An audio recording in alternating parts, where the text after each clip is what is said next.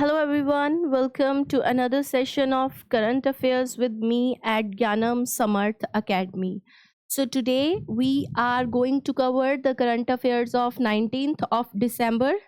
So let's just start. देखिए ये जो हमने पिछली बार जो किए थे करंट अफेयर्स उसकी एक तरह की रिवीजन है। ओके, एक तो एनर्जी कंजर्वेशन अवार्ड्स जो कि प्रेसिडेंट ने दिए हैं। मैंने इस पे बहुत डिटेल में बताया था कि ये है क्या है और कैसे है ना, सारा कुछ कि कैसे कंपटीशन कराने चाहिए। इसमें तो पेंटिंग कंपटीशन हुआ था तो उसके अवार्ड मिले थे, मतलब मैंने आपको फुल डिटेल इसके बारे में बताई थी। देन एक कौंडिन्य जो स्टिच्ड शिप है, जिससे कि ये इसमें ये बताया गया था कि कैसे हम पहले हमारा जो एक हुआ करता था, जिसे कहते हैं ट्रेड, वो ओमान के साथ हुआ करता था और फिर उसके बाद जो ट्रेड रूट्स हैं इस तरह से बंद हो गए। देन हमने कौंडिन्य जो कि एक बाद में उसने एक नागा की जो रानी थी उससे शादी भी कर ली थी, अपना किंगडम बसाया था। वो एक इंडियन, बहुत ही मतलब फेमस इंडियन मराइनर है, तो उसी के नाम पे हमने शिप का नाम रखा है। और ये शिप भी बिल्कुल कोकोनट जो उससे बनाई गई है उसके थ्रेड यूज़ हुए हैं, है ना, मतलब ओल्ड ट्रेडिशन को दोहराया गया है। तो एक तरह से हम रिवीजन करते हुए भी थोड़ा चल रहे हैं आज, क्योंकि वो वीडियो में करंट अफेयर्स पूरे कवर नहीं हुए थे, तो वो आज की वीडियो में हो जाएंगे। काफ़ी लॉन्ग सेशन था। फिर उसके बाद एटॉमिक एनर्जी बिल जो आया था, ओके, शांति बिल बहुत इसकी फुल फॉर्म थी। और इसमें ये बताया गया था कि न्यूक्लियर सेक्टर में जो है प्राइवेटाइजेशन तो बैन हो जाएगी, मगर ये है कि गवर्नमेंट इज़ डूइंग बेस्ट कि वो इस तरह से न्यूक्लियर एक्सपेंशन जो है और कर सकें। मनरेगा एक्ट जो था उसका भी नाम चेंज करने की बात की गई है, क्योंकि सरकार ने प्लानिंग कर ली है कि 100 दिनों का गारंटेड वर्क नहीं, अब 125 डेज़ का गारंटेड वर्क होगा। तो इस चक्कर में जो है मनरेगा का नाम चेंज किया है। फ्लैगशिप प्रोग्राम जो नया आया है उसका नाम रखा गया पूज्य बापू ग्रामीण रोजगार योजना। उसके बाद हमने कोल सेतु पढ़ा था। देन हमने एफडीआई का पढ़ा था कि पहले एफडीआई 24% थी, फिर उसके बाद 74 हुई और अब तो 100% है। ओके, तो ये हमने इसमें पढ़ा था। उसके बाद देखते हैं, मिनिस्ट्री ऑफ जल शक्ति ने सुजलम भारत ऐप लॉन्च किया, यही कि ड्रिंकिंग वाटर रूट्स कैसे, वाटर स्टैटिस्टिक्स क्या हैं, वो हमने काफ़ी डिटेल में हमने लास्ट टाइम एनालिसिस किया था। देन उसके बाद लॉन्गेस्ट स्काई ड्रैग लिफ्ट हमने बात की थी, जो कि कश्मीर के गुलमर्ग पे बनी है। बहुत ही, एक मैंने पिक्चर भी आपको दिखाई थी, बहुत ऊंची रोटेटिंग है ना। उत्तर प्रदेश पहला ऐसा स्टेट बन गया है जिसमें बहुत सारी वक्फ प्रॉपर्टी उम्मीद पोर्टल के अंदर रजिस्टर हुई है। तो ये भी हमने कवर किया था उस दिन काफ़ी डिटेल में, आप पिछली वीडियो में भी देख सकते हैं। उसके बाद स्टैनफोर्ड यूनिवर्सिटी का किया था कि इंडिया तीसरे नंबर पे है ग्लोबली, पहले पे यूएसए एआई में, है ना, पहले नंबर पे यूएसए, दूसरे पे चाइना और तीसरे पे India, which is a good sign with some point. वो पॉइंट आपको याद रखने हैं, बताना भी है कि कितने पॉइंट मिले हैं इंडिया को। फिर हमने सिलीसेर लेक की बात की थी, अलवर डिस्ट्रिक्ट राजस्थान की, और कोपरा जलाशय की बात की थी, जो कि अभी अभी क्या बने हैं, रामसर साइट। और अब रामसर साइट टोटल इंडिया में कितनी हो गई हैं, 96। बहुत ही डिटेल में मैंने पिछली वीडियो में इसके बारे में आपको बताया था। If you want to check the detail of it, then आप क्या कर सकते हैं, आप पिछली वीडियो जो है 17 ऑफ दिसंबर की उसको देख सकते हैं। उसके बाद नेक्स्ट है मध्य प्रदेश ने, ये भी हमने किया था कि वीरांगना दुर्गावती टाइगर रिजर्व को चीता हैबिटेट बना देना है बिफोर नेक्स्ट मॉनसून। ओके, तो ये भी हमने कवर किया था, मोहन यादव जो कि यहाँ के सीएम है। उसके बाद ये भी कवर किया था कि अब एक नया जो है MH-60R helicopter squadron INAS 335 Ospreys on 17 December at INS Hansa Goa in the presence of admiral Dinesh K Tripathi at the naval staff. तो ये हेलीकॉप्टर इंडक्ट होने जा रहा है इंडियन नेवी में उसके बाद हमने ये भी किया था कि जो उच्ची पिल्लियार टेम्पल है, जहाँ पे जो कि थिरुपरंकुद्रम हिल पे है, ओके। वहाँ पे ये था कि मतलब जैसे जो कोर्ट है, मदुरई कोर्ट, उसने अपना फैसला रिवाइव किया है। उन्होंने कहा है कि जैसे यहाँ पे दीपमाला होती रही है वैसे ही यहाँ पे दीपमाला होगी, उसमें कोई भी जो चेंज है वो नहीं आएगा, ओके। तो ये हमने ऑलरेडी काफ़ी, मैंने आपको बताया था, बहुत सारे ऐसे जो ये फैसला आया है इसके खिलाफ भी बहुत सारे लोग हैं, खुश नहीं हैं इस फैसले से। ये एक हिल के ऊपर है, और जिस हिल के ऊपर ये, हमें देखिए पॉलिटिकल उसमें नहीं पड़ना है मुद्दे में कि भाई कौन क्या कह रहा है, कौन क्या कह रहा है। हर एक की अपने व्यू पॉइंट होते हैं। Obviously there are rightist class, leftist class, और ये बात आप भूल जाइए कि राइटिस्ट पीपल जो लेफ्ट के साथ सहमत होंगे और लेफ्टिस्ट राइट के साथ, ये कभी होगा ही नहीं। एक माइंडसेट वैसा बन गया है। मैं इसको ब्रेन वॉश भी नहीं कहूँगी, लोग इसको टर्म दे देते हैं। अब देखिए, मान लीजिए अगर कोई बंदा राइटिस्ट है, वो लेफ्टिस्ट को क्या कहेगा, भाई ये ब्रेन वॉश्ड है, ओके, ये ऐसा है, इसको पता ही नहीं है, इसको ऐसा ऐसा है। और जो लेफ्टिस्ट है वो राइटिस्ट को कहेगा भाई ये ब्रेन वॉश्ड है। ये कभी ख़त्म होने वाला नहीं है। अगर देखिए बहुत, जब हम ड्यूरिंग द पेपर जब हम तैयारी करते हैं, हमें बहुत से लोगों के पर्सपेक्टिव सुनने को मिलते हैं। आप सुनिए सबकी, मगर जो आपका एक बिलीफ है, या आप उसको बिलीफ कह सकते हैं, आपकी रिसर्च कह सकते हैं, कुछ भी कह सकते हैं, इतनी जल्दी इन्फ्लुएंस मत होइए, ओके। क्योंकि आप जिस फील्ड में जाना चाहते हो उसमें आपको एक न्यूट्रल व्यू पॉइंट लेके चलना है। आपको मतलब एक क्लास को नहीं पकड़ लेना है। वैसे तो ये चीज़ आजकल के टाइम में बहुत कम है लोगों में कि मतलब वो एक अप्रोच को पकड़ के उस पे आंसर करें, मतलब बैलेंस अप्रोच को पकड़ के। हमेशा किसी ना किसी बोल्ड साइड को उनको चुनना पड़ता है। मगर यहाँ पे जब ऐसी कोई धर्म के नाम पे कोई मुद्दे आते हैं तो ये बात याद रखिए कि अगर आप धार्मिक हैं तो आपसे जो कुछ विंग है हमारे देश के, जो कि लॉजिकल और साइंटिफिक अपने आप को बोलते हैं, वो आपसे कभी एग्री नहीं करेंगे। और अगर आप धर्म के मामले में साइंस नहीं बर्दाश्त कर सकते तो इट्स ओके, ओके, आपको किसी को मनाने की ज़रूरत नहीं है। तो इसीलिए मैं इस पॉलिटिक्स में आपको नहीं डालूंगी कि उसके बाद क्या हुआ था, कैसे हुआ था। अगर आपको इन चीज़ों में इंटरेस्ट है, क्योंकि कई बार होता है ना कि कई बार टीचर से बोल दिया जाता है आप फुल न्यूज़ नहीं कवर करते हो, क्या हो रहा है, क्या इस पे। हाँ, पॉलिटिकल हमें क्वेश्चंस आएंगे, मगर ऐसे नहीं। इन चीज़ों पे पॉलिटिक्स चलती रही है, चलती रहेगी, ओके।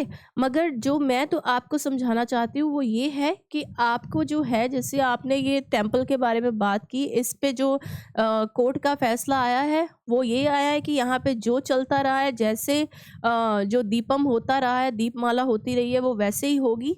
और दूसरा ये है कि हमें यहाँ पे ये याद रखना है कि ये जो हिल है, ये हिमालयन तो अभी यंग माउंटेन्स कहे जाते हैं, ये उससे भी पुरानी हिल है, ओके।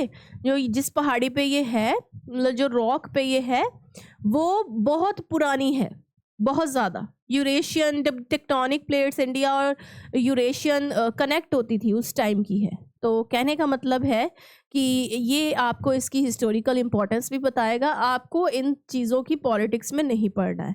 हाँ, आप एक अपना, अगर आपको डिटेल जाननी है तो आप एक सर्च कर सकते हैं और अपना एक व्यू पॉइंट बिल्ड कर सकते हैं, दैट्स इट, ओके। तो इवन जो दीपम होता रहा है, सॉरी, इवन जो दीपम होता रहा है यहाँ पे, जो दीपमाला मैं बोल रही हूँ, वो भी 150 साल से होती आ रही है, ओके। तो ये है। Prime Minister of India has welcomed the release of commemorative postage stamp honoring Emperor Perumbidgu Muthariyar Suvaran Maran, recognize his administrative excellence and patronage of Tamil culture. Okay. Students इधर देखिए, जैसे हम अब आप देखते होंगे कि अगर नॉर्थ इंडिया और साउथ इंडियन कल्चर में ज़मीन आसमान का फ़र्क है, ओके। कई बोल देते हैं नहीं ऐसा कुछ नहीं है, सब सही है, मगर जब आप उनके साथ मिक्स होते हो, उनके भगवान हैं वो सारे मतलब इधर नॉर्थ वाले भी आपको वैसे ही डिटीज मिलेंगे, मगर क्या हो जाता है कि जब आप उनके नाम सुनते हो आपको कुछ अलग लगता है। अब को बहुत से वहाँ के ऐसे, अब अगर आप मेडिवल हिस्ट्री देखिए कितनी कॉम्प्लिकेटेड है कि नहीं है? ऐसे नाम, ऐसी मतलब बड़े बड़े नाम हैं कि वो लर्न करने में वैसे ही बंदा थोड़ा सोचता है कि कैसे ये लर्न होंगे। तो ऐसे ये आप देखिए यहाँ पे जो है किसकी स्टैम्प रिलीज की गई है। अगर ये कोई नॉर्थ इंडिया से होता we can easily remember that, but नाम देखिए कौन सा emperor, Perum sorry wait Perum Bidugu Mutharaiyar, okay two, कौन सा, Perum Bidugu Mutharaiyar two Suvaran Maran, okay, recognize his administrative excellence and patronage of Tamil culture।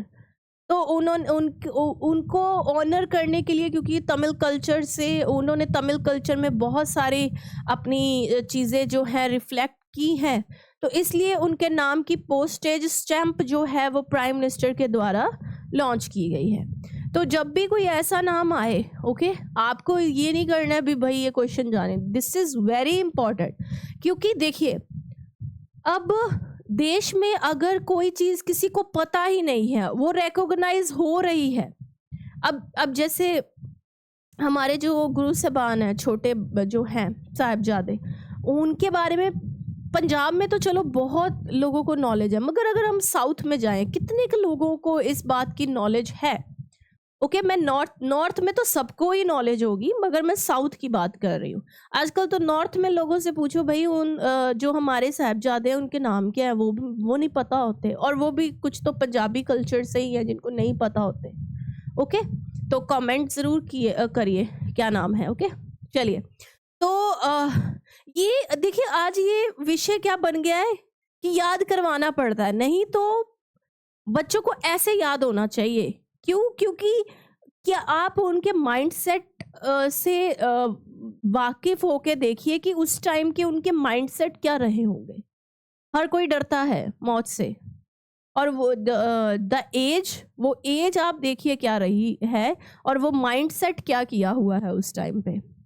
Okay, तो इसलिए ऐसे जो लोग हैं जिनके बारे में हमें बिल्कुल भी नॉलेज नहीं है और उनको रिकग्निशन मिलना बहुत ज़्यादा ज़रूरी है। ओके, क्योंकि इन लोगों ने देश के लिए कुछ किया है, कुछ इनकी एक देन है, कंट्रीब्यूशन है, और अगर हम उन्हीं लोगों को भुलाकर बैठे रहेंगे अकबर बाबर में, तो वो फिर काम खराब है। Okay, I am not saying कि they are the part of history as well, मगर जिन्होंने देश के लिए कुछ किया है एटलीस्ट हमें उनके नाम याद रखने चाहिए। तो पोस्टेज स्टैम्प कौन से एम्परर है? Perum Budugu Mutharaiyar. Recently members of Dandami Madia tribe perform the traditional bison horn Maria dance during a village festival at Judiapara in Jagdalpur. Okay, तो बाइसन होता है, ये भी एक तरह की भैंस है, मगर बहुत डरावनी भैंस है, बाल ही बाल है, जिसके भैंस पे बहुत सारे बाल हैं, वो वाली एक हम भैंस कह सकते हैं इसको। बफेलो ही है, काइंड ऑफ बफेलो, पर जिसका बहुत बड़ा सींग है और सींग बहुत बड़े हैं और बाल बहुत ज़्यादा हैं, वो वाला बाइसन। तो कह रहा है कि उसके जो ट्राइब कौन सा है, दंदामी माडिया ट्राइब जो है, वो बाइसन के हॉर्न से मारिया डांस कर रहे हैं। ओके, इनका एक उसके बाइसन के हॉर्न से जो है उसको एक तरह का प्रॉप यूज करके और जो है इन्होंने डांस परफॉर्म किया है। ओके, तो विलेज फेस्टिवल इनका है जुडियापारा इन जगदलपुर। ओके, उसके बाद है इसरो ने scheduled to launch the US-based commercial Bluebird 6 satellite on 21st December 2025 using ISRO LVM-3 rocket। तो कौन सा सैटेलाइट अब लॉन्च करने जा रहा है? यूएस बेस्ड कमर्शियल सैटेलाइट है, कौन सा? ब्लूबर्ड 6। ओके, 21 दिसंबर को लॉन्च होगा, किसमें? LVM-3 रॉकेट में। चलिए, UAE has topped as the world's strongest passport in 2025 with the mobility score of 179 according to the passport index by Ayrton Capital. India 67th globally. तो वही है जैसे हैनले पासपोर्ट इंडेक्स है वैसे ही इनके द्वारा ये किया गया है आर्टन कैपिटल के द्वारा. इसमें यूएई ने टॉप किया है. स्ट्रॉन्गेस्ट पासपोर्ट है ये वर्ल्ड का with a mobility score of 179. इनका मोबिलिटी स्कोर कितना रहा है 179. अगर इंडिया की बात करें तो ये 67 का मोबिलिटी स्कोर है इसका ग्लोबली. ओके तो ये इंपॉर्टेंट क्वेश्चन है, आपको इसको लिख लेना है. Next, former IAS officer Rajkumar Goyal was sworn in as Chief Information Commissioner by President Draupadi Murmu. Very very important. Who? राजकुमार गोयल. देखिए पता ही है आपको RTI एक्ट जो कि इस टाइम देश में है कितना इसने हेल्प की है, कितनी चीज़ों को इसने सामने लाकर रख दिया है ना. तो यही है कि उसी के जो हेड बोले जाते हैं चीफ इंफॉर्मेशन कमिश्नर जो है वो नए बने हैं. कौन? फॉर्मर IAS ऑफिसर रहे हैं Rajkumar Goyal. Host India made history by clinching their maiden squash world cup title in Chennai, becoming the first Asian country to achieve this feat. तो हमने होस्ट भी इंडिया ने किया था चेन्नई में और हम जीत भी गए हैं. कौन सा? Maiden squash world cup title, और ऐसा करने वाले हम फर्स्ट एशियन कंट्री भी हैं.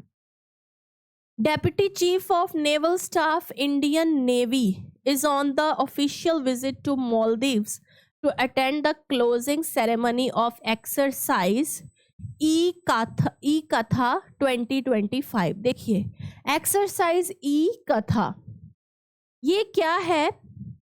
ये 2017 में बनी एक बायलेटरल एक्सरसाइज है. और कैसी एक्सरसाइज है? Indian navy and Maldives national defence force इनके बीच में ये करवाई जाती है. ये एक मैरीटाइम कोऑपरेशन है और इसका 8th एडिशन इस बार हुआ है. ये एक्सरसाइज प्रोफेशनल इंटरेक्शन है to boost interoperability and operational collaboration between two navies. तो इतना हमें याद नहीं रखना है, सिंपल सी बात आपको याद रखनी है कि ई कथा जो एक्सरसाइज है इंडिया और मालदीव्स की नेवीज में कराई जाती है. एक बायलेटरल 2 कंट्रीज के बीच में ये एक्सरसाइज होती है.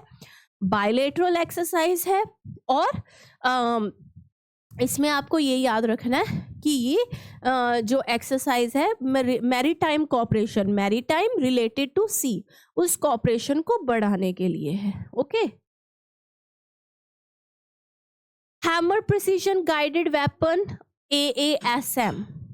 India has signed a pact with France Safran to jointly manufacture, customize, supply and maintain the Hammer precision guided air-to-ground weapon in India through a 50-50 JV with BEL.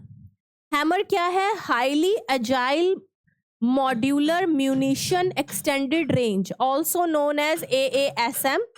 Armament Air Soul Modular is a stand-off precision guided air-to-ground weapon that convert conventional bombs into high accuracy strike system through modular guidance and propulsion kit. तो ये क्या है? एक तरह से कह रहा है एयर टू ग्राउंड वेपन है. कौन सा? अगर हम अपनी लैंग्वेज में बात कहें तो हम इसको ये बोलेंगे हैमर, मगर फ्रांस में AASM, armament air sol modular. Okay. तो ये एक क्या है? एयर टू ग्राउंड वेपन है जो कि बॉम्ब्स को किस में चेंज कर देता है? एक हाई एक्यूरेसी स्ट्राइक सिस्टम में. कोई भी बॉम्ब है वो इतनी जोर से स्ट्राइक करेगा क्योंकि इसमें प्रोपल्जन किट्स ऐसी लगाई है कि वो बहुत जोर से स्ट्राइक करेगा नॉर्मल एक कन्वेंशनल बॉम्ब जो है. ये साफ्रान इलेक्ट्रॉनिक्स एंड डिफेंस फ्रांस के द्वारा बनाया गया है और ये इंडिया में भारत इलेक्ट्रॉनिक्स लिमिटेड जिसको बेल बोला जाता है और साफ्रान का 50-50 जॉइंट वेंचर है. ओके. दोनों ने मिलकर प्रिपेयर किया है हैमर या फिर आसम. की फीचर क्या है, देखिए ये देखिए ऐसा कुछ है ये। ओके, तो इसका एक nose mounted guidance kit and tail mounted range extension kit fitted on to standard bomb bodies 125 kg to this, जो भी इसमें दिया हुआ है। मल्टीपल गाइडेंस ऑप्शन है इसमें। ओके, मल्टीपल गाइडेंस ऑप्शन है, जीपीएस है। ओके, जो कि ऑल वेदर को देखेगा, INS GPS IR जो कि फिक्स टारगेट्स पे फोकस करेगा। लेजर गाइडेंस दी हुई है इसमें, मूविंग टारगेट्स को जो है देख सकता है, पकड़ सकता है। हाई प्रिसीजन है इसकी, प्लेटफॉर्म फ्लेक्सिबिलिटी है, integrated on Rafale and planned for Tejas, enabling a common precision strike capability across imported and indigenous aircraft। तो ये याद रखना है, एयर टू सरफेस वेपन है ये। ओके, नाम क्या है, Hammer, highly agile modular munition extended range. चलिए, president of India inaugurates Paramvir Dirgha at Rashtrapati Bhavan. Paramvir दीर्घा, ओके ओके, तो ये जो प्रेसिडेंट द्रौपदी मुर्मू ने परमवीर दीर्घा राष्ट्रपति भवन में इनोग्रेट किया, ये कब हुआ, विजय दिवस पे। इसका पर्पस था to honour India's highest military heroes.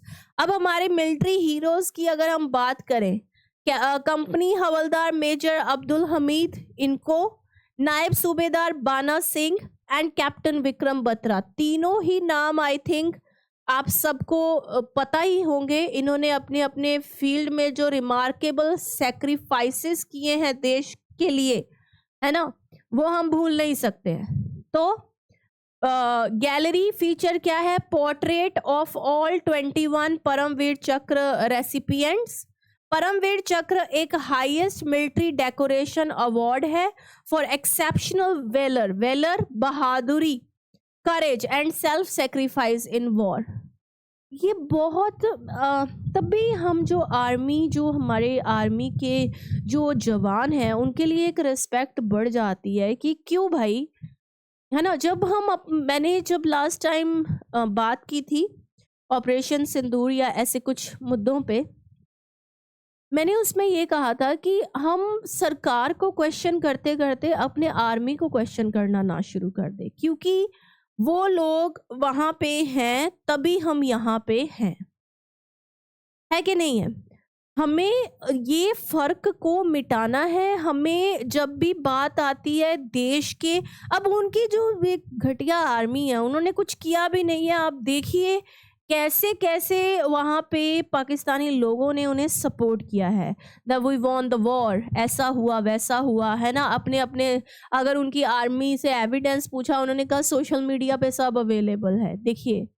और हमारे कंट्री में वी आर क्वेश्चनिंग, ऐसा हुआ, सर्जिकल स्ट्राइक हुआ, ये हुआ वो हुआ, ये नहीं होना चाहिए। इससे फिर क्या होता है, इससे फिर जो है ना आर्मी का जो मनोबल है वो टूटता है। भाई हम इतने टाइम से यहाँ पे लोगों के लिए हैं और लोग हमें ही क्वेश्चन कर रहे हैं।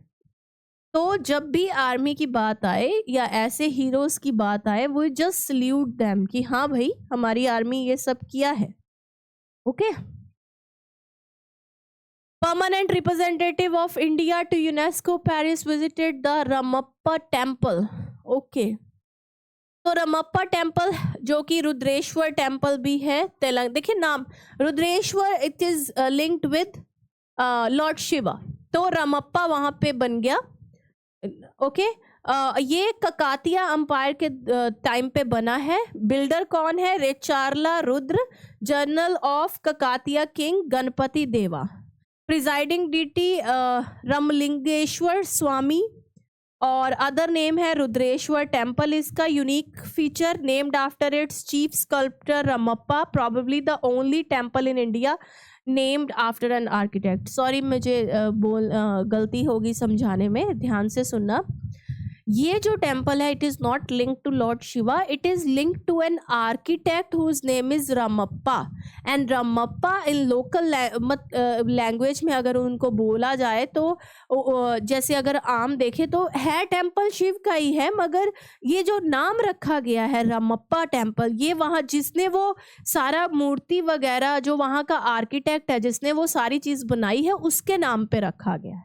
ओके, है तो टेम्पल ही, मगर ये पहला ऐसा टेम्पल है जिसका नाम जो है वो यहाँ के आर्किटेक्ट के नाम पे रखा गया है। तो रामप्पा ककातिया डायनेस्टी में आर्किटेक्ट था। तो अब जो है रामप्पा टेम्पल जो कि तेलंगाना में है, उसको जो है आर्कियोलॉजिकल सर्वे ऑफ इंडिया और स्टेट गवर्नमेंट जो मिलके उसकी कंजर्वेशन के लिए काम करेगी। ये है, देखिए कैसा सा हो गया है कि नहीं है। ये हमें इनको कंजर्व करना बहुत जरूरी है। ये हमारी ओल्ड कब से ये टेम्पल्स बने हुए हैं, इनको प्रिजर्व कंजर्व करना बहुत ज़रूरी है। 6 फीट का स्टार शेप प्लेटफॉर्म है, इंट्रिकेटली कार्व्ड वॉल्स हैं, पिलर्स हैं, सीलिंग्स हैं, gopuram bricks made of clay, acacia wood, chaff and myrobalan fruit, जिसको आंवला फैमिली का ये फ्रूट है। bricks are light enough to float on water, reducing collapse risk during earthquake। अब देखिए टेक्निक्स, हम कहते हैं उस तरह उन टाइम के लोगों में टेक्निक्स नहीं थी। अब देखिए हमने एक पहाड़ गिराना है, बॉम्ब लगा दो, पहाड़ क्या है, गिर जाता है, ठीक है, अंडरस्टैंडेबल। मगर आप देखिए जो अवलांचेस आते हैं, लैंडस्लाइड होती है, क्यों होती है? पहले ना पहाड़ जो थे जब उनको हम तोड़ते थे, देयर वाज सम टेक्निक्स, तोड़ने लगे हुए हैं या कुछ थोड़े मशीन्स यूज कर रहे हैं, अब बॉम्ब यूज करते हैं। अब क्या है कि पहाड़ जब टूटता है, एक्सप्लोजन जब होता है, तो कुछ पहाड़ रह जाते हैं जो शायद टिक गए हैं, जो शायद गिरने की कगार पे उस टाइम नहीं थे, मगर उसके बाद वो गिर जाते हैं। तो आप देखिए ये मंदिर जो बने हुए हैं, ये उस टाइम के क्या मतलब क्या उसने बोला है क्या कि bricks are light enough to float on water. Bricks इतनी लाइट हैं कि वो वाटर पे फ्लोट कर सकती हैं। इससे क्या होगा, अर्थक्वेक का रिस्क रिड्यूस हो जाएगा। लुक एट द टेक्निक्स, है ना। सैंडबॉक्स टेक्निक यूज की गई है। Foundation pit filled with sand lime, jaggery, black myrobalan acting as a cushion during earthquake. See, ये हमें रिवाइव करने की जरूरत है। इतने साल पुराने मंदिर, इतने मतलब फ्लड्स आए हैं, अवलांचेस आए हैं, फिर भी टिके हुए हैं। वेदर, चलो यहाँ पे मान लो आपको कुछ भी नहीं आया, वेदर कंडीशंस तो चेंज हुई हैं ना, फिर भी टिके हुए हैं। क्यों? हर वेदर कंडीशन को झेल रहे हैं। तो यूनेस्को ने inscribe in 2021 as Kakatiya Rudreshwara temple Telangana. तो इसको रखा गया है, इसको प्रिजर्व करने की बात की गई है यूनेस्को के द्वारा। FSSAI launch egg safety drive after nitrofurans presence. Okay, तो FSSAI ने जो है एग सेफ्टी ड्राइव लॉन्च किया है, जो कि क्यों, जब पता लगा है कि इसमें नाइट्रोफ्यूरेंस है। ओके, तो ये है क्या, नाइट्रोफ्यूरेंस एक synthetic nitrofuran based anti microbial agent है। ये क्या है, एक एंटी माइक्रोबियल एजेंट जो कि जिसमें nitrofurantoin, furazolidone, nitrofurazone and furaltadone, they are classified as chemotherapeutic antibacterial agents, not naturally occurring antibiotics।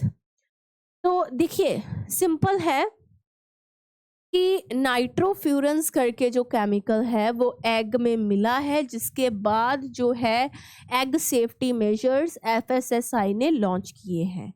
अगर हम देखें तो ये नाइट्रोफ्यूरेंस जो भी, ये देखिए इसमें हमें कॉमन कंपाउंड इतने बड़े हैं, जो भी नाम इसमें दिए हुए हैं, हमें ये याद रखना है कि ये veterinary medicine to treat bacterial and protozoal infection, उसमें यूज होते थे नाइट्रोफ्यूरन्स। ओके, तो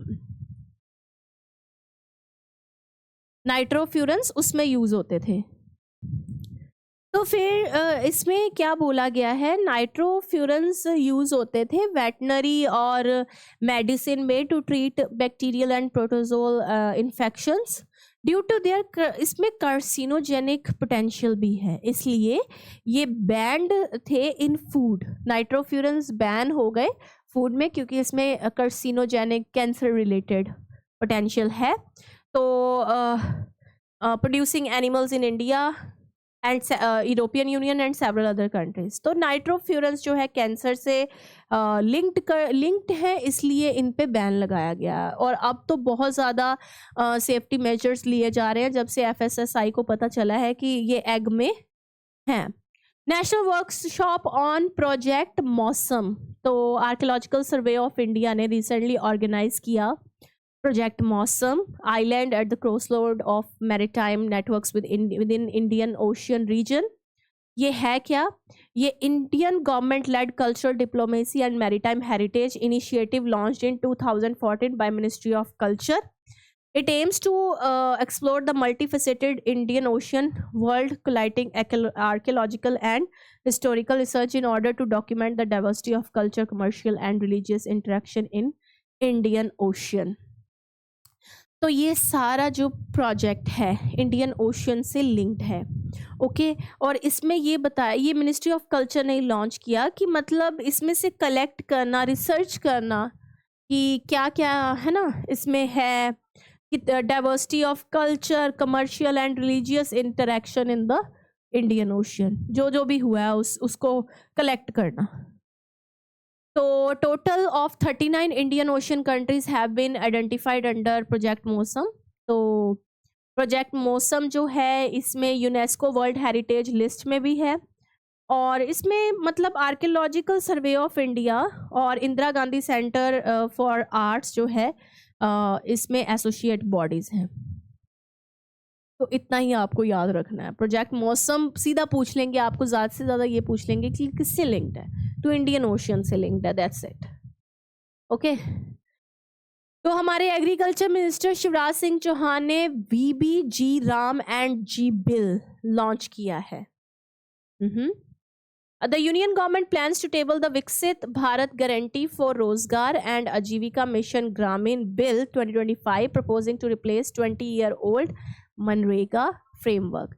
नाम तो चेंज कर ही दिया है पहले भी, अब तो ये बिल भी लॉन्च हो रहा है ताकि मनरेगा को, जो 20 साल पुराना मनरेगा है, उसको रिप्लेस किया जाए फिर से नाम, क्योंकि 100 दिनों से बढ़ के 125 दिन की रोजगार गारंटी दी जा रही है सरकार की तरफ से, और इसका नाम रखा है विकसित भारत गारंटी फॉर रोजगार एंड आजीविका मिशन ग्रामीण। विकसित भारत, VB क्या है, विकसित भारत गारंटी फॉर रोजगार एंड आजीविका मिशन ग्रामीण। इसमें वही मैंने बताया है 2005 का जो बिल है ये मनरेगा का, उसको रिवाइव करके 100 दिनों की एम्प्लॉयमेंट 125 दिन की जा रही है, और विकसित भारत 2047 मिशन के लिए ये उसके अंडर लॉन्च किया गया है। अगर हम इस बिल की बात करें, enhanced employment guarantee raises assured work days from 100 to 125 days. Okay, increasing income security for rural household, 25% higher earning potential. तो इसमें यही बात की गई है कि जो रूरल हाउस होल्ड है उनको गारंटी तो है, पहले भी 100 दिनों की गारंटी थी, मगर अब 100 दिनों से बढ़ाकर 125 दिन की जो है गारंटी दी जा रही है। 4 फोकस्ड असेट प्रायोरिटीज है इसमें, जैसे कि water security, core rural infrastructure, livelihood infrastructure and climate resilience works, ensuring durable assets rather than fragmented. ऐसे वर्क किए जाएंगे मतलब जो ड्यूरेबल हो, लॉन्ग टाइम चले, ये फ्रेगमेंटेड वर्क नहीं इसमें होगा, इसीलिए सब चीज़ों पे जो है ध्यान दिया जा रहा है। Normative funding framework, state-wise allocation are pre-decided using objective parameters, improving predictability in budgeting while retaining unemployment allowance if work is denied. तो वो भी होगा। अगर मान लीजिए काम नहीं है तो अनएम्प्लॉयमेंट अलाउंस जो होता है, जिसको बेरोजगारी भत्ता बोला जाता है, वो भी दिया जाएगा। तो मतलब सब चीज़ें इसमें होगी। कोस्ट शेयरिंग पैटर्न होगी 60:40 centre state for most states, 90:10 for north east Himalayan state and 100% centre for UTs without legislature enhancing state accountability.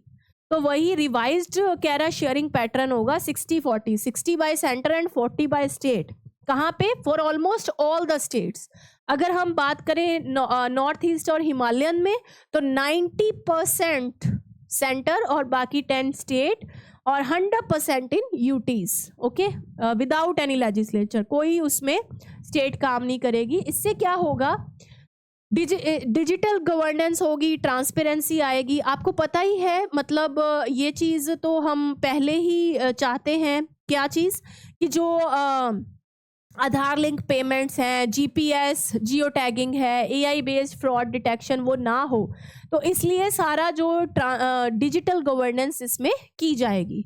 Agriculture season safeguards allows up to 60 days post during peak sowing harvest to ensure labour availability for farms and prevent wage inflammation. तो agriculture season safeguards भी इसमें किए गए हैं। उसके बाद stronger local planning works planned through विकसित ग्राम panchayat plans and map to a national rural infrastructure stack for coordinated development। तो इस बिल की नीड क्या है? ये तो चलिए इसके फीचर्स हो गए ना कि ऐसा होगा वैसा होगा। नीड क्या थी?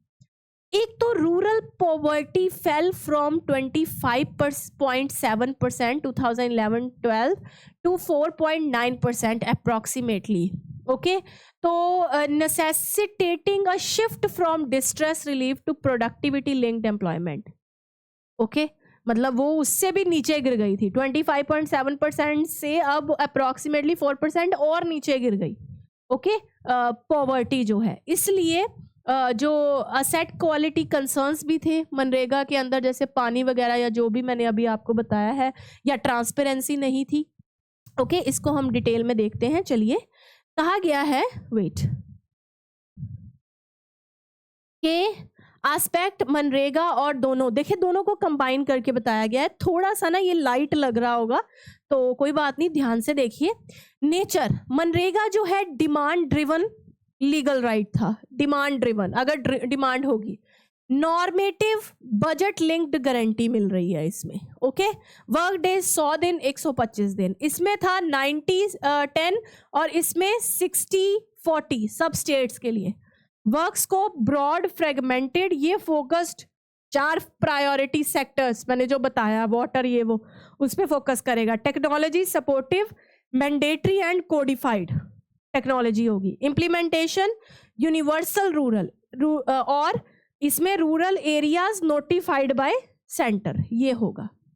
ओके, वहां पे मिलेगा। चलिए, पंजाब डिक्लेयर अमृतसर, अनंतपुर साहब, तलवंडी साबो होली सिटीज। चलिए, पंजाब ने डिक्लेयर कर दिया है अमृतसर, अनंतपुर साहब और तलवंडी साबो को होली सिटीज। इसके बारे में एक्सप्लेन करते हैं। Punjab government issued a formal notification granting the holy city status to 3 towns. बता ही दिया मैंने आपको कौन कौन से हैं।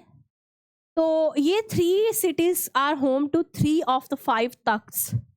ओके, 5 तख्त में से ये 3 cities में 3 तख्त आते हैं। ओके, बहुत इंपॉर्टेंट है, अगर आपसे कोई पूछ भी सकता है तो श्री अकाल तख्त साहब है अमृतसर में, श्री दमदमा साहब तलवंडी साबो में, और तख्त श्री केशगढ़ साहब श्री अनंतपुर साहब में। ओके, तो ये 3 तख्त, 5 टोटल तख्त है, जिसमें से 3 इन्हीं सिटीज में आते हैं। फिर सुन लीजिए, अकाल तख्त साहब अमृतसर में, दमदमा साहब तलवंडी साबो एंड तख्त श्री केशगढ़ साहब अनंतपुर साहब में। तो इससे क्या होगा, यहाँ पे ये क्यों ऐसा किया गया है? ताकि रिलीजियस टूरिज्म प्रमोट हो। ओके, यहाँ पे कोई ऐसी शराब ये वो चीज़ें ना पाई जाए, क्लैनलीनेस हो, सिक्योरिटी और बढ़े, इसलिए इनको होली सिटीज बना दिया गया है। बिहार कैबिनेट अप्रूव्स 7 निश्चय 3 programme for 25 to 30।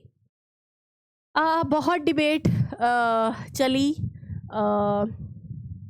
Women dignity. देखिए, हमारे देश में एक कोई चीज़ हो तो बात कहे, फेमिनिज्म वाले अलग हैं वुमेन डिग्निटी वाले अलग हैं, कुछ लोग साइंटिफिक लॉजिकल हैं, कुछ लोग क्या कह सकते हैं। अगर आप ये नीतीश कुमार के जो उसको जस्टिफाई करने पे आ जाए तो लोग आपको गोदी मीडिया और उसका अंधभक्त का टैग दे देते हैं।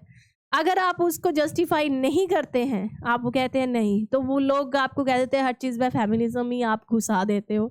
अब मैं ये डिबेट तो आप पे छोड़ती हूँ। मुझे भी बहुत लोगों ने पूछा कि ये गलत है कि मैम सही है, आप बताइए।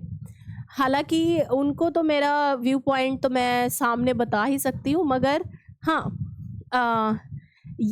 मैं ये कहती हूँ कि बस ये होना चाहिए था कि there should be a consent, है ना, कि भाई आप अपना ये जो है आपने पहना हुआ इसको आप उतारिए, क्योंकि आप एक ऐसे प्लेटफॉर्म पे हैं जहाँ पे वो जो भी बांट रहे थे तो वो सही नहीं लगता है कि पता नहीं लगेगा कौन आ रहा है कौन जा रहा है, क्योंकि उनको जैसे जो बताया गया है उसमें ये भी था कि उनको शायद ये हो गया कि तुम दोबारा से तो नहीं आई हो या कैसे करके, तो उन्होंने वो जो खुद किया शायद उसकी जगह पे उनको एक कंसेंट लेना चाहिए था, दैट्स इट। तो चलिए, बिहार कैबिनेट अप्रूव 7 निश्चय 3 प्रोग्राम फॉर 2025-30। तो 7 निश्चय प्रोग्राम ये है कि बिहार को भाई डेवलप्ड स्टेट बनाना है, बस बात खत्म। तो इसमें double employment, double income, prosperous industries, empowered Bihar, ये सब जब मैं बिहार के लिए सुनती हूँ तो मुझे खुशी भी होती है ना। एक स्टेट जो ऐसा स्टेट जहाँ पे जुगाड़ कर करके लोग पढ़ते हैं, मेहनत करते हैं और लेबर इनकी सबसे ज़्यादा है, और फिर लैक ऑफ फैसिलिटीज़। अब मैं वही कह रही हूँ ना, लोग इतने ये पक्के हैं कि कोई ये मत सोचिएगा कि मैं बिहारी हूँ, बट बात ये है कि जैसे जब हम देखते हैं, इवन जब इनकी कोई त्योहार हो, मतलब they are deeply connected with their religion as well. Chhath Puja के लिए जाना तो भाई जैसा मर्जी एक कंडीशन हो, ह्यूमन कंडीशन है नहीं है, बद से बदतर हालात हैं, बैठे रहना है। पता ही है आपको, ट्रेन्स में कोई यात्रा करनी है तो करनी है, इतनी हमारा तो बजट ही नहीं बन पाता, ये भी होगा ये भी होगा ये भी होगा। And look at these people, they are everywhere. कोई यात्रा है, कोई किस तरह की यात्रा है, दे गो, ओके, तो दे चेरिश द रिलीजन। तो 7 निश्चय तो यही है, ये बस based on the development with justice, and the third edition is the continuation of the same। 1 से शुरू हुआ था 2015-20 में, फिर 2025 में, और अब 25 to 30 में, ओके, तीसरा इसका टर्म चल रहा है। मोई river, promises of data entry jobs to young men from the state of Gujarat across the Moi River into Myanmar's alleged cyber fraud compounds. मोई रिवर के बारे में बात करें तो ये म्यांमार में टोंगे येन रिवर के नाम से जानी जाती है, और ये इंपॉर्टेंट रिवर है नॉर्दर्न थाईलैंड की। ट्राइब्यूटरी है ये सल्वीन रिवर की। सोर्स इसका है Tenasserim hill, Myanmar Thailand border. This river serves as a natural border between Thailand and Myanmar. तो थाईलैंड और म्यांमार के बीच ये बॉर्डर है मोई रिवर, ओके। तो यहाँ पे डाटा एंट्री जॉब्स हुई, जिसके कारण गुजरात से बहुत सारे लोग जो हैं Moei river into Myanmar allege cyber fraud compounds. तो वहाँ पे उनको जब ये मतलब प्रॉमिस उनसे किया गया कि भाई तुम्हें जॉब्स मिलेगी, और वहाँ पे जो है उनके साथ साइबर फ्रॉड हुआ। की टाउन्स अगर हम देखें, मोइसोट, मावाडी। हिस्टोरिकली द मोई रिवर वॉज अ की waterway for communication and transporting good between. उस टाइम पे म्यांमार को बर्मा कहा जाता, तो बर्मीज और थाई कम्युनिटीज़ के बीच में यूज़ होता था। इसमें बस इतना है कि जो हमारे गुजराती मैन हैं उनको एक प्रॉमिस किया गया था, यहाँ आपको डाटा एंट्री की ऑपरेटर जो भी है उसकी जॉब मिलेगी, और वहाँ उन्होंने कहा भाई हमारे साथ साइबर फ्रॉड हुआ है बस। United Nation Alliance of Civilization, okay.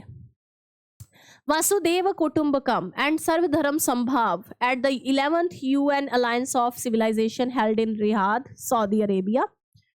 India ने इस चीज़ को, अपने इस एथोस को वहाँ पे बताया। पता ही है, वर्ल्ड इज़ माई फैमिली और सर्वधर्म संभाव, सबके लिए हम टॉलरेटिव हैं। भाई टॉलरेटिव तो हम हैं, इसमें कोई डाउट नहीं है।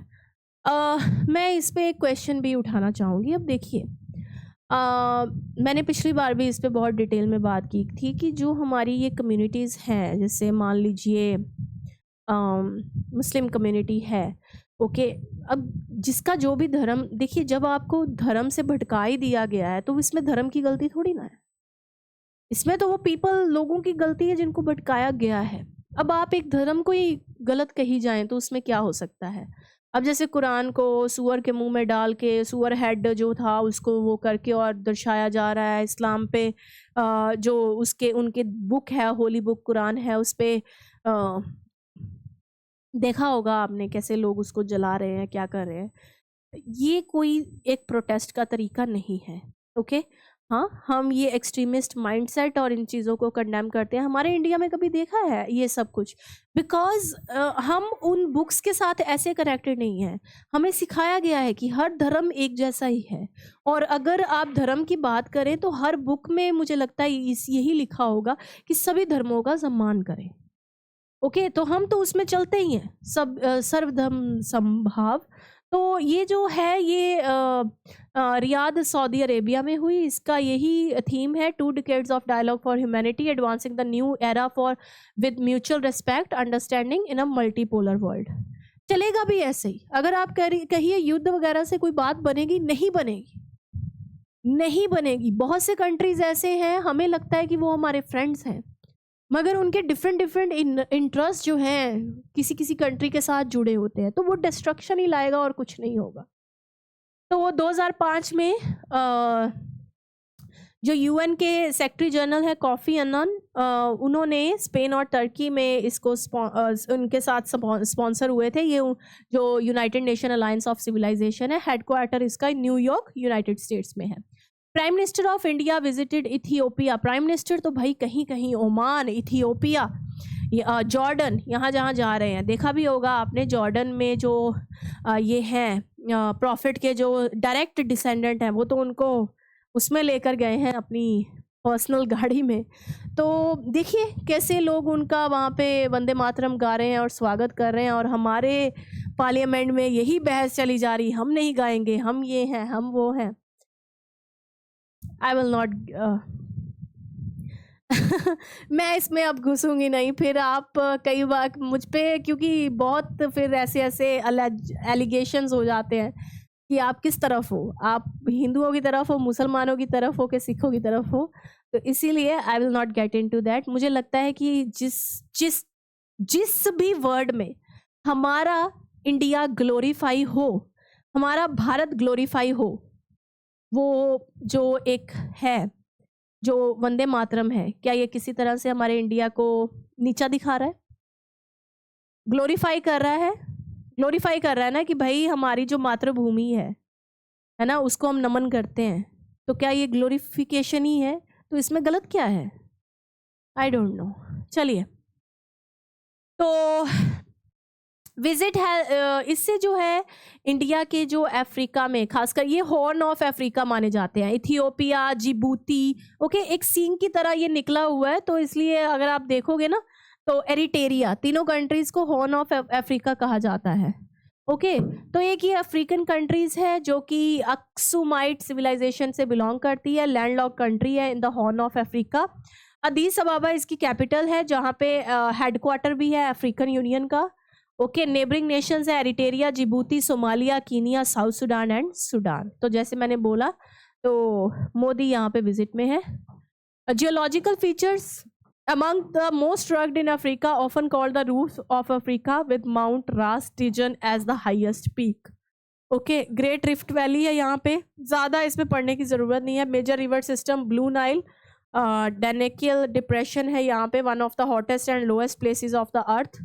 ये आपकी एक जीके में पूछ सकते हैं कि भाई हॉटेस्ट और लोएस्ट प्लेसेस अर्थ में कौन सी है। तो यहाँ पे एक्टिव वोल्केनो भी आपको देखने के मिलेंगे डेनेकल डिप्रेशन में। ओके, तो ये सब कुछ आपको थोड़ा बहुत याद रखना है। ISRO released respond basket 2025। ओके, ये रिस्पॉन्स बास्केट में urgent important research problems identified by ISRO department of space on the basis of ISRO upcoming programme R&D requirement. इसमें जो है academic participants with deeper insight into mission driven requirements, expected outcomes and potential areas of collaboration. Okay, तो ये इनके द्वारा ये respond basket इसलिए release की गई है ताकि रिसर्च और डेवलपमेंट पे ध्यान दिया जाए। India's first 1.0 gigahertz microprocessor Dhruv 64 launched. तो इंडिया का ये पहला फुली इंडिजीनियस इंडिया में ही बना है microprocessor developed by CDAC under the microprocessor development program launch हुआ।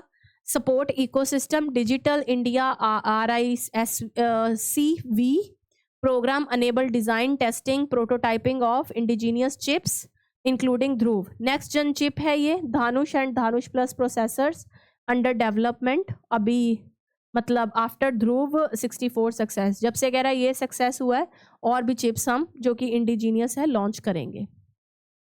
ओके शक्ति 2018 IIT मद्रास ने ये लॉन्च किया था। जो हमारे इससे पहले हमने माइक्रो प्रोसेसर में जो काम किए हैं, फिर अजीत, फिर विक्रम, फिर थेजा S64, ओके, फिर DIR फैब्रिकेशन माइलस्टोन ध्रुव DIR-V चिप, फिर तेजस 64 मीटी, ओके, ये सब मतलब हेल्प कर रहे हैं इनको मतलब और बढ़ाने में, डेवलप करने में।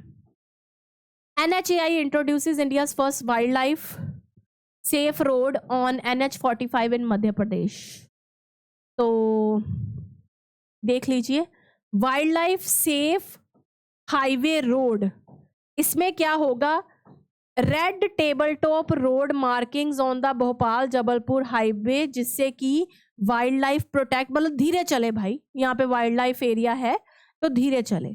और ये क्या होगा, ये स्लाइटली रेज्ड रेड कलर की मार्किंग होगी जैसे आप देख ही सकते हैं, और इससे टेबल टॉप इफेक्ट आएगा और इससे जो है व्हीकल स्लो डाउन हो जाएंगे और नेचुरली विदाउट सडन ब्रेकिंग, एकदम से ब्रेक लगानी नहीं पड़ेगी क्योंकि ये एकदम से रेड मार्किंग आएगी तो वो वैसे ही सावधान हो जाएंगे। कलर चॉइस क्यों रखा गया है, रेड एक आई कैचिंग है देन वाइट और येलो, तो इसलिए। और कवरेज 12 किलोमीटर फॉरेस्ट स्ट्रेच इसमें कवर किया गया है।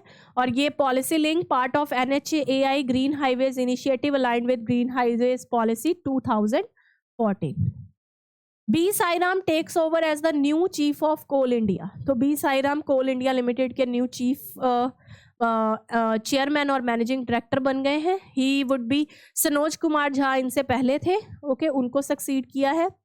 Next, Chandrababu Naidu unveils a tale of two state book. Chandrababu Naidu Andhra Pradesh के CM, इन्होंने बुक लॉन्च की है टेल ऑफ टू स्टेट, जो कि senior journalist I Venkata Rao ने लिखा है। The book is an English translation of Vileenam Vibhajana translated by N Anuradha. Okay, Vileenam Vibhajana जो है उसका ये इंग्लिश ट्रांसलेशन है जो कि N अनुराधा ने लिखी थी। चलिए, Innoviti wins Hurun India future unicorn award. तो इनोविटी ने ये अवार्ड जीता है, Hurun India future innovation, obviously innovation से रिलेटेड है। Global investment risk and resilience index जो कि हैनले एंड पार्टनर्स करते हैं, इसमें टॉप रैंक आया है स्विट्जरलैंड का, जो world most resilient for investors.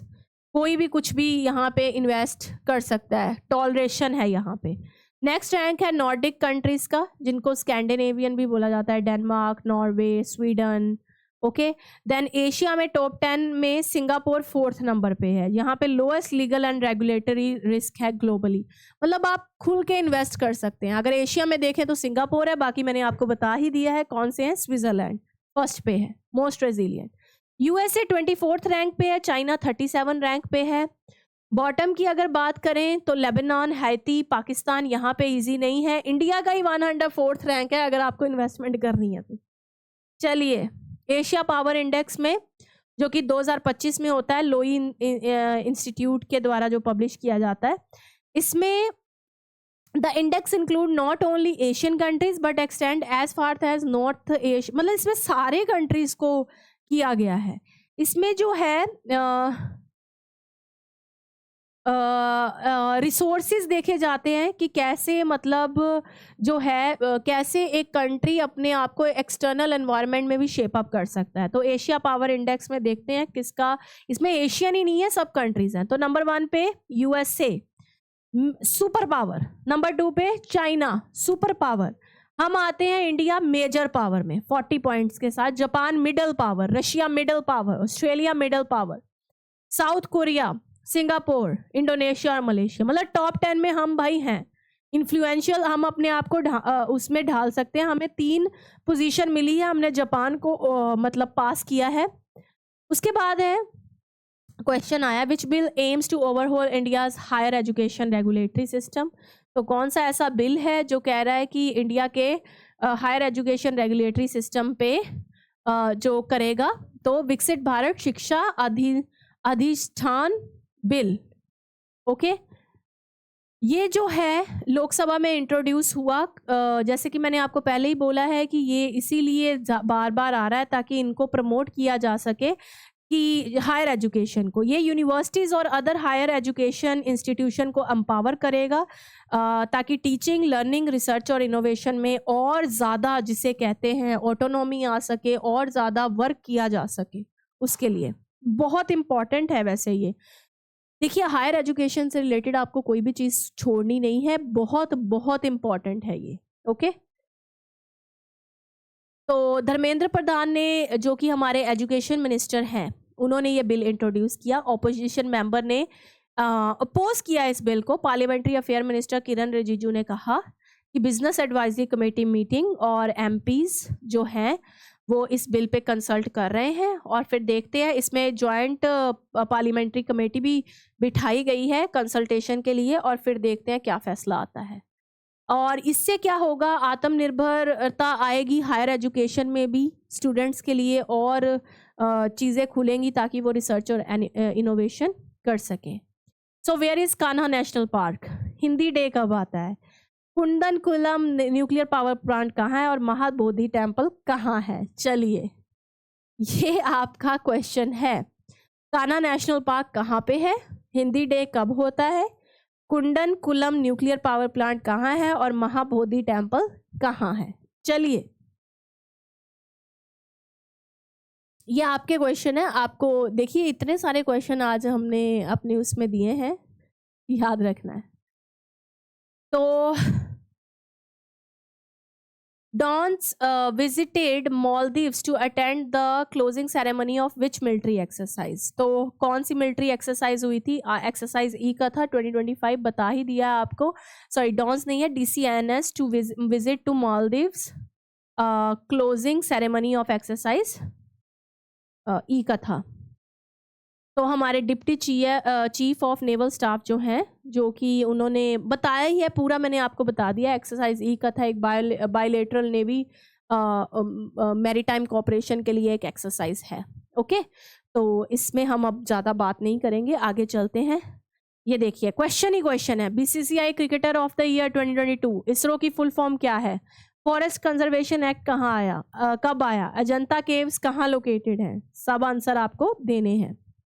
Okay, विजय दिवस कब मनाया जाता है? अभी अभी हमने किया भी है 16 दिसंबर को, क्योंकि ये 1971 की इंडो पाक वॉर के दौरान जो था ये मनाया गया, जिसमें बांग्लादेश को अपना एक अलग एक स्टेटस मिला, और आज वही बांग्लादेश है। आप देखिए क्या हालत हुई पड़ी है।